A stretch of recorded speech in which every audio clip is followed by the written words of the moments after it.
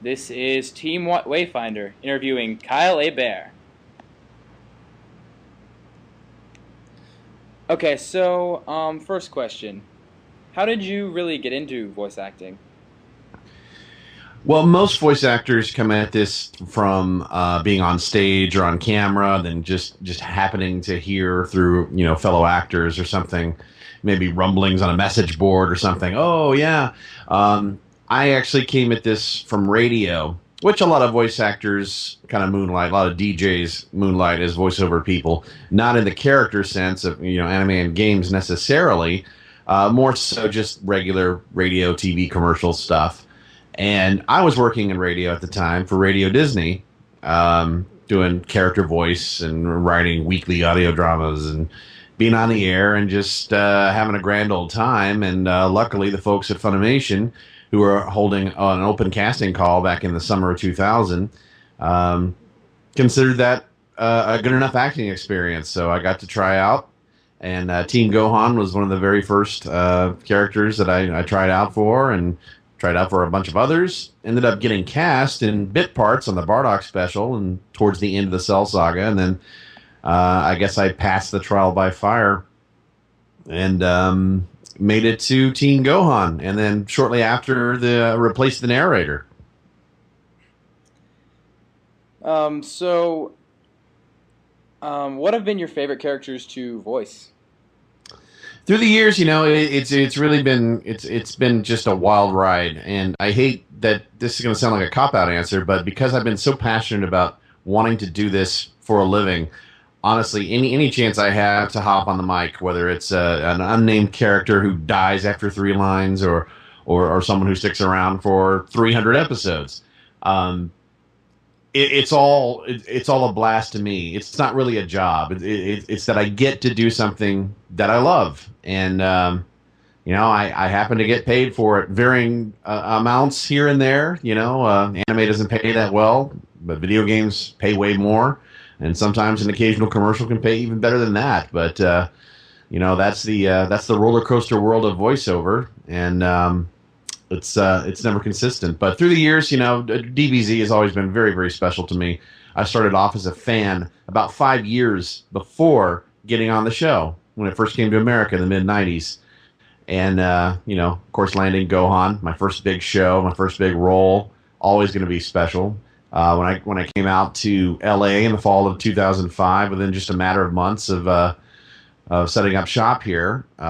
Thanks to Steve Bloom, who kind of passed my demo around, I was able to get onto Naruto as Kiba, and that kind of spiraled into Bleach for Aizen and Ganju, and another pivotal role that is still resonating pretty hardcore with the fans is Kamina, and I would love that character and that show even if I weren't a part of it. Seriously, and then getting to be Ryu, of course, in the Street Fighter franchise and Marvel vs. Capcom and all that. Just it's like, wow, I'm truly blessed to be a part of such huge franchises through the years. How is it voicing for games? How is it different to you? Well, games they're similar in that they record individual actors at a time. We have to.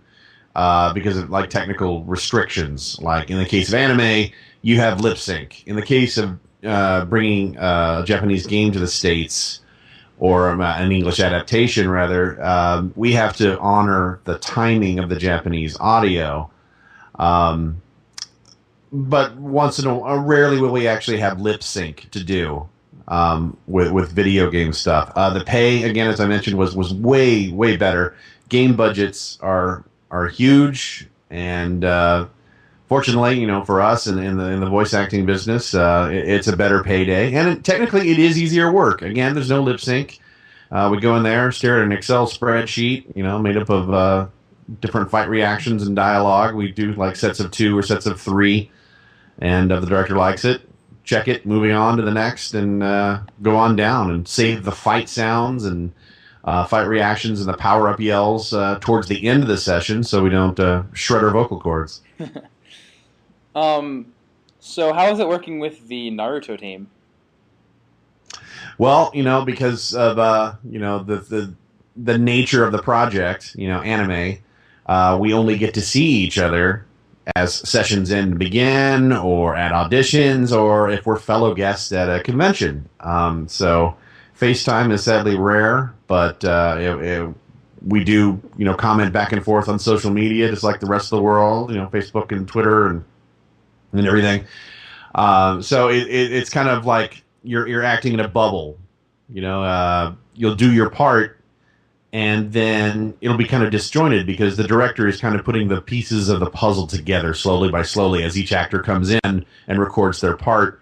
So, the actor has to depend on the director to fill in the gaps and understand and to convey what the plot is of the episode and how the how the character story arc is evolving and everything, because we don't know. We don't get to study the material ahead of time.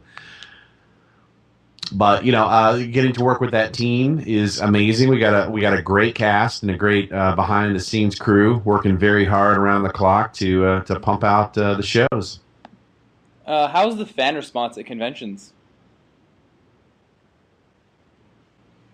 Pretty consistently awesome. One of the greatest perks I have to this day that in this sort of career is that I get to meet such amazing fans from all over the world. I've gotten to travel all over the world and to different conventions and see all these different cities and have opportunities that I never would have had on my own if I weren't doing this.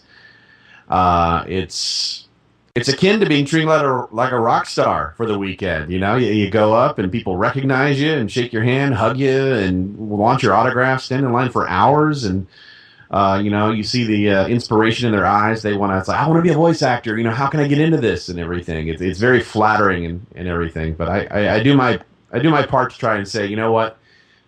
I have no ego about this. I'm so blessed. I have to pinch myself that I still, I'm really doing this. Really, I'm just a regular person like you. I got drama to deal with. I got bills to pay, and I got to keep food on the table and all of that. I'm a single dad. I got to raise my kiddo and everything. But what an amazing response from around the world. I've gotten emails from soldiers, how performances touch them. Other people have come up and tell me, it's like, man, Kamina is a character. He really helped get me through a hard time in my life. It's great, whether someone survived maybe some depression or dealt with some sort of family or friend drama, or just I made him laugh. I made him escape reality just for a little bit. That's the fun, and that's the goal of being an actor. Hopping up on the stage, as it were, in the case behind the mic, and transporting viewers and listeners into another place. It's really gratifying. Any upcoming conventions? I'm going all over the place. God, I'm gonna have to, because I'm getting old and senile. I'll have to pump open my website here, KyleHebert.com. Plug. And I go to my appearance page, and it looks like as of July 22nd to 24th, Houston, Texas, Kamikaze Con. The weekend after, Anime, Iowa. The first weekend of August, I'm going to NamCon in Dublin, Ireland. Mid-August, MatsuriCon in Worthington, Ohio. New Orleans for MechaCon. The DragonCon Labor Day weekend. Hawaii Entertainment Expo in Hawaii. That's in late September. AkiCon in Bellevue, Washington in early October. Armageddon Expo in Melbourne, Australia, and Auckland, New Zealand. And then NecoCon in Hampton, Virginia. And right before we get to Thanksgiving, I think I'm going to do my best to get to Anime Vegas and then to a new con called BonsaiCon in South Padre Island, Texas. Cool. How do you like the cosplay? Cosplay is always something that I'm not worthy. I just always bow to the amazing patience and craftsmanship and dedication to it all. I personally couldn't do that. I don't want to sweat for 3 days, but man, I've seen some rather ornate and detailed work from all sorts of things. And of course, it's always really just like, it just blows my mind whenever I see someone cosplaying as a character that I got to voice.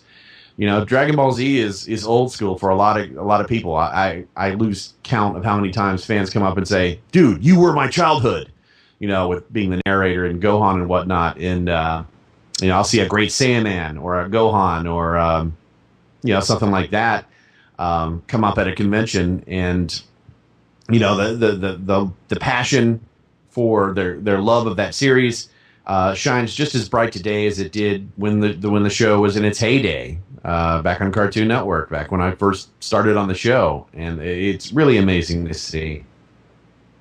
How do conventions usually go, like schedule-wise? Do you have like FAQs, panels, or just autograph sessions?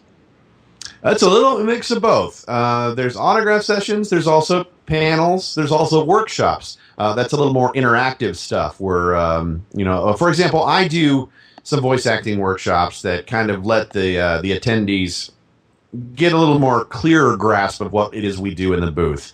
I bring a panel called Dubbing 101 to a lot of the shows I go to, where I have some silent clips and then I have some dialogue, and I'll pick volunteers out of the audience, show them the dialogue, preview the clip a couple times so they can see what the pacing is for the lip sync, and then they can attempt to try and lip sync. But of course, the interesting snag is I make the dialogue completely wacky. So it's fun for the audience. It's just, having some fun there. And then I do another video game voice acting one where I pull people from the audience and say, all right, here's your video game dialogue. Let's do it down each line in sets of 3 and make each take different. Pitch this one up, pitch this one down, maybe this one longer, this one shorter. Just to see how people react, in the booth. In order to keep pace, we got to be quick, we got to be efficient and professional, and we got to be moldable in the performance. If you don't listen to your director, they're not going to hire you again.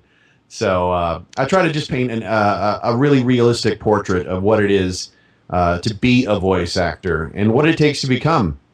Because there's a lot of glitz and glamour that are kind of a myth that needs to be kind of myth busted for sure. It's a fantastic career to get into, but people need to know the reality of it is most of us are broke, dead broke, but we're doing something we love, we're passionate about, and we're very thankful that we get to share it with the fans. We get to I've gotten cosplay, I've gotten to there's all sorts of stuff.